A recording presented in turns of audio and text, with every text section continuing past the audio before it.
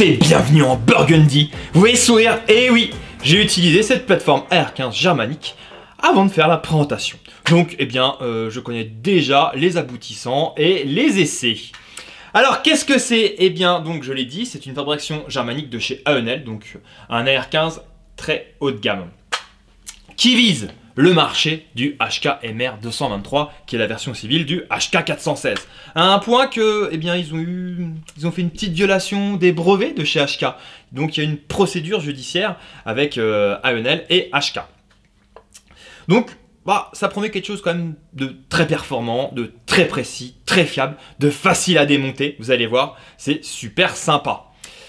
Il n'y a pas longtemps, je vous avais présenté le petit viseur de chez Olight, le O-Sight.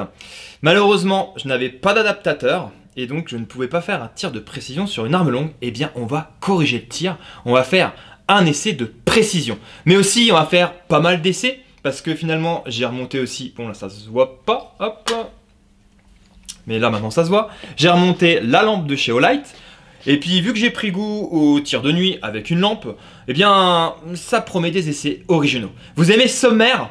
Eh bien, restez confortablement dans votre canapé et surtout soutenez la chaîne. Likez, commentez, partagez. Et toi qui n'es pas abonné, là, abonne-toi. Allez, c'est parti. Commençons cette première partie par le tir de précision à 25 mètres, donc du Avenel, accessoirisé du viseur Olight. Alors, par rapport au viseur Olight, comme j'ai dit précédemment avec la vidéo du Walther PDP, eh bien, j'avais perçu cette plateforme qui permet d'adapter donc le viseur Olight qui est Optic Ready sur des rails Picatinny. Et oui, c'est assez pratique. Eh bien, on le voit, c'est assez fin, cette première petite couche qui est ici, là. Comment ça tient? Eh bien, comme si vous le fixez sur un Optic Ready, vous avez deux vis ici qui passent par le viseur et vous avez deux tenons sur la plateforme pour rails Picatinny. Et après, eh bien, tout le monde le sait, ou presque tous, eh bien, ici, vous avez une mâchoire pour le rail Picatinny qui se fixe, qui se referme à l'aide de la vis qui est ici. Ça, c'est bien, parce que dans un futur proche, déjà là, dans cette vidéo, eh bien, dans quelques secondes, on va pouvoir voir la précision, mais aussi, on va pouvoir voir, même lui faire des tests de résistance jusqu'à, eh bien, voir le point de rupture. Donc, dans un futur, oui, ce fameux petit viseur va être cassé. Mais au moins, on va pouvoir savoir jusqu'à quel calibre ce viseur résiste. Eh bien, maintenant, on va commencer par le réglage. Vu que je viens du futur et je connais la suite, eh bien, on va pouvoir le régler avec juste 2 munitions. Et après, on va attaquer le tir de précision à 25 mètres. Allez, go!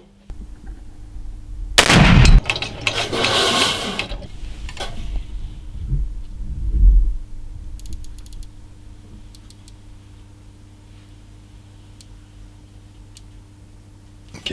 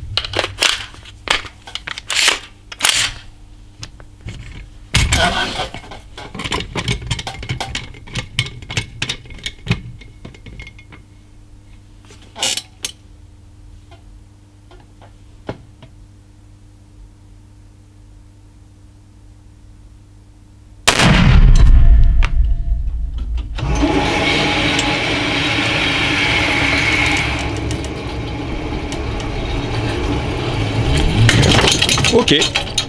Pour effectuer notre tir de précision à 25 mètres avec l'Avenel et le viseur O-Sight, eh bien, on a collé une cible d'un diamètre de 5 cm, à savoir avec le viseur, le point il fait 3 MOA et ça recouvre partiellement celui-ci. Et la meilleure idée pour vous donner une idée, eh bien, c'est vous qui allez regarder dans le viseur.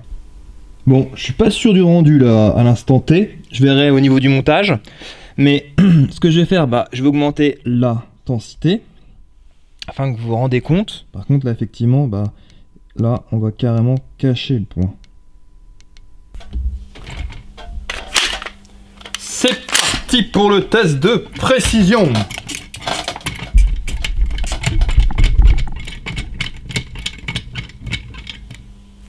On va diminuer un petit peu pour plus de finesse.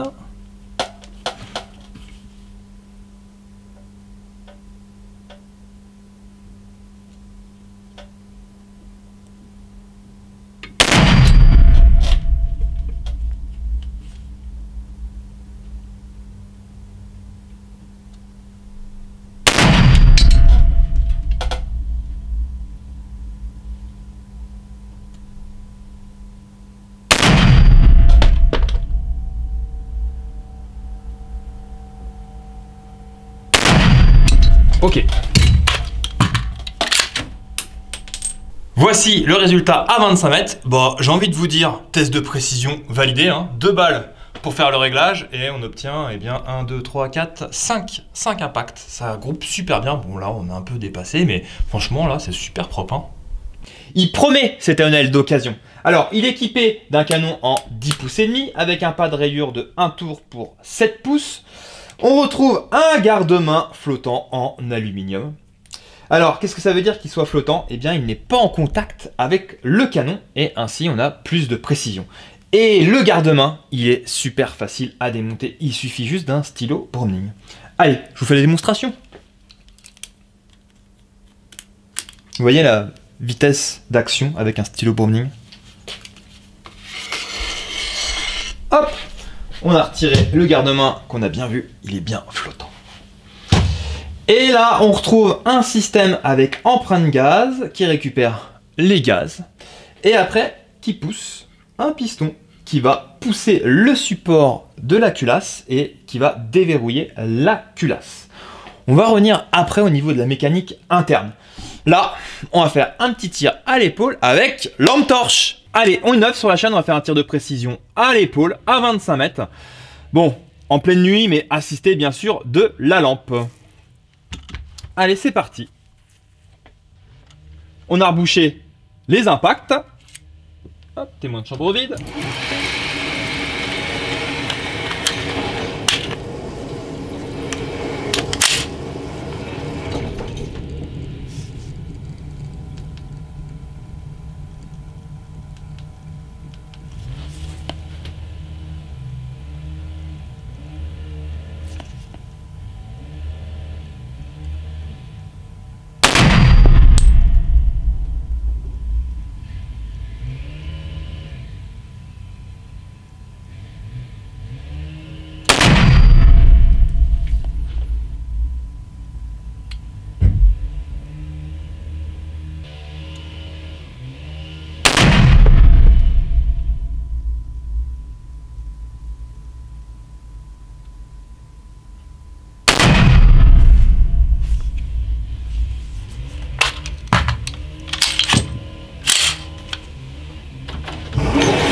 Témoin de chambre vide.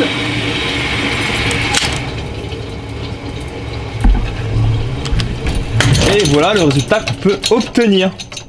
Le résultat n'est pas trop mauvais pour un tir à l'épaule, dans l'obscurité et à la lampe. En termes d'intensité, j'ai mis le niveau 1 qui est exprès pour le tir nocturne. Précédemment, on a parlé de ce fameux fût flottant en aluminium avec ses 4 rails Picatinny qui courent sur tout son long. Et bien maintenant, on va regarder la mécanique du boîtier interne. Alors comme d'habitude, on retrouve un upper qui est ici et le lower qui est en bas. Et pour accéder à la mécanique, eh bien c'est très simple, on a 2 goupilles. Alors soit on retire les 2 goupilles et comme ça on sépare donc le upper et le lower, ou sinon on retire juste la petite goupille en arrière. Et tac! On retrouve le puits de chargeur, pratique pour nettoyer, tout ce qui est bloc détente. Et ici, eh bien, hop, on a le levier d'armement. En plus, c'est assez sympa parce que ce levier d'armement, hop, il est élargi. Hop. Et donc ici, on a le support de culasse et la culasse. Donc tête de culasse avec ses 7 tenons de verrouillage. La cam. On peut repérer aussi l'extracteur qui est ici. L'éjecteur. Ce qui est assez sympa, on va en parler là, ça s'appelle le gasquet, mais vu que c'est un modèle à piston, eh bien celui-ci il est atrophié. On va faire une comparaison avec un modèle qui fonctionne à empreinte gaz, et là c'est la cam. Alors comment ça se démonte tout ça pour accéder au percuteur? Eh bien c'est tout simple, ici on a une petite goupille qu'on tire et tac, ça désolarise l'ensemble. Venez voir, je vais vous montrer la différence au niveau du gasquet. Ça c'est pratique quand on a les 2 exemples sous la main. Alors je sais pas exactement comment ça se prononce cette pièce là, étant donné que ça s'appelle techniquement ici le gasquet. Et là on va dire que c'est le gasquet atrophié, on le voit bien, hein, il est beaucoup plus court. Pourquoi? Eh bien ça c'est la culasse donc du AONEL. Et donc le AONEL il est équipé d'un piston et le piston il va pousser cet ensemble de culasses et ainsi ça va déverrouiller la tête de culasse.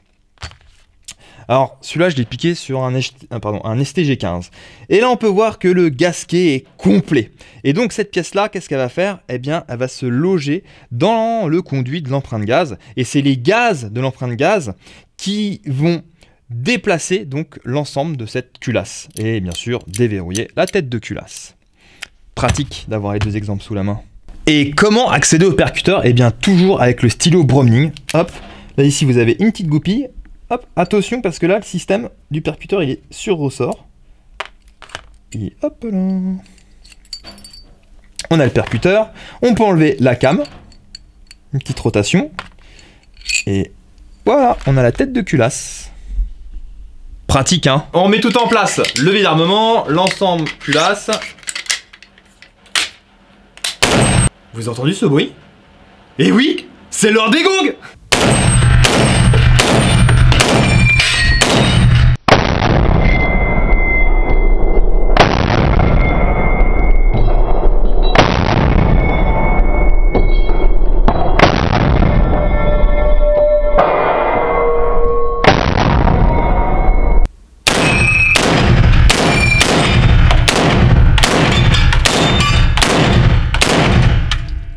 CTR15 cycle très bien, il est équipé donc d'un ressort de rappel qui est situé ici et d'un buffer avec lequel je suis en train de jouer. Cet ensemble est logé dans ce tube qui est un tube mil-spec si jamais vous voulez changer de crosse. Donc cette crosse là c'est une 6 positions. Hein. Et bien vous savez quoi, je vous invite à faire un tir rapide qu'on regarde tout ça. Tir rapide. Et voici le résultat avec notre tir rapide avec les 5 impacts.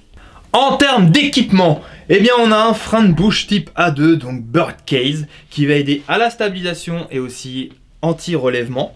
En parlant de type A2, certains l'ont vu, et oui on a une poignée type A2, sauf que celle-ci elle est en gomme, et en gomme dure. Et c'est super sympa parce qu'on a un très bon toucher et un très bon grip, j'aime bien moi. Après, en équipement de base, eh bien on a le fameux Forward Assist, le Dust Cover, donc le cache anti-poussière, sélecteur de tir ambidextre, arrêtoir de culasse, chargeur type Stanag. Alors, ici, sur le rail Picatinny, on a des organes de visée, donc guidon ici qui est réglable en hauteur, la hausse est, enfin l'œilleton est dérivable en dérive. Ils sont rabattables et amovibles. Et vous savez même, j'ai découvert ça, je ne sais pas si vous connaissez, mais là si on regarde bien, eh bien on retrouve encore une hausse qui est fixée, un guidon. Je ne connaissais pas l'astuce. Sympa, non? Ok, eh bien, est-ce que ça vous tente un petit tir à la Hickok 45? Pourquoi je vous pose cette question? Si vous êtes encore là sur la vidéo, eh bien c'est que vous voulez un tir à la Hickok 45. C'est parti. Cette vidéo, c'est la vidéo de l'innovation. J'ai décidé de m'inspirer des vidéos de Hickok 45. Donc j'ai posé plusieurs cibles métalliques. On peut voir la première qui est un peu plus de 10 mètres, la deuxième qui est vers les 13-14 mètres, la troisième avec deux gongs qui a 16-18 mètres, et la dernière qu'on voit tout au fond qui est une quille, et bien celle-là elle a plus de 20 mètres, et c'est celle-là qui va être la plus difficile à tirer. Et puis nous, vu qu'on est français, on monte le niveau, on va faire tout ça avec un tir de nuit dans l'obscurité. Je les vois pas les autres. On vient de remettre l'aspiration en route. Pourquoi? Eh bien, vu qu'on avait coupé les aspirations, souvent quand je tire, c'est ce que je fais quand je tire pas beaucoup de munitions. Mais là, c'était plus possible. On a tiré une vingtaine de cartouches. Et malheureusement, on pouvait plus voir les cibles qui étaient à 18-20 mètres. Donc, en attendant, on met l'aspiration. On fait un petit coup de peinture afin que ça soit plus visible. Et après, eh bien, on va retirer.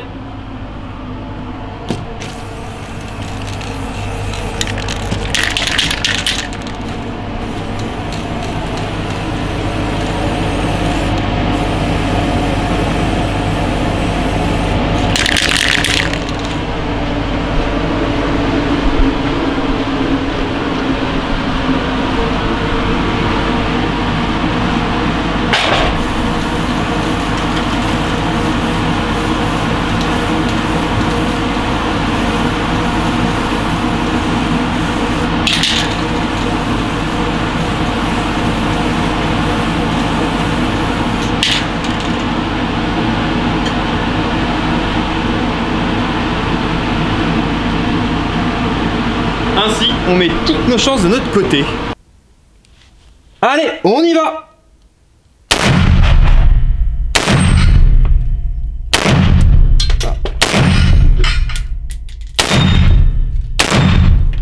Et laissez en plein jour.